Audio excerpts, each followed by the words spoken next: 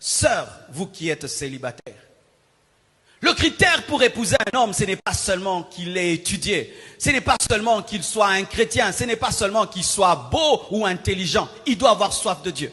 Parce qu'un homme qui a soif de Dieu ne se lassera jamais de toi, parce que la soif de Dieu met à jour la fidélité. Oh, j'aimerais répéter.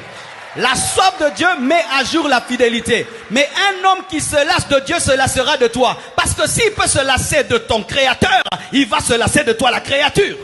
Oh, donne-moi la main, hein. Ah, je te dis la vérité. Un homme qui se lasse de Dieu se lassera de sa femme.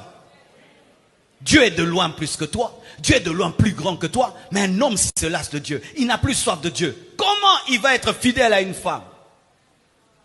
Dieu, lui, ne change pas. Toi, tu changes. Comment il va être fidèle? C'est pourquoi mes sœurs, un homme qui dans les fiançailles ne te parle que des choses de la terre, fais très attention. Il n'est pas assez spirituel pour t'aimer toute sa vie. Parce qu'il y a aimé aujourd'hui et aimé toujours. Et la capacité d'aimer toujours ne vient que de la présence de Dieu.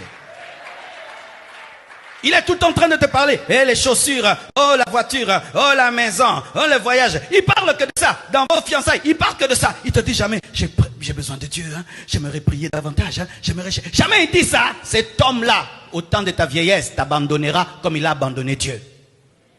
Tu vois les nouvelles chaussettes, comment tu les aimes. Mais après, quand ça vieillit, tu dors avec. Il t'abandonnera comme des vieilles chaussettes. La volonté ne suffit pas pour être un bon mari. La soif de Dieu permet de demeurer un bon mari.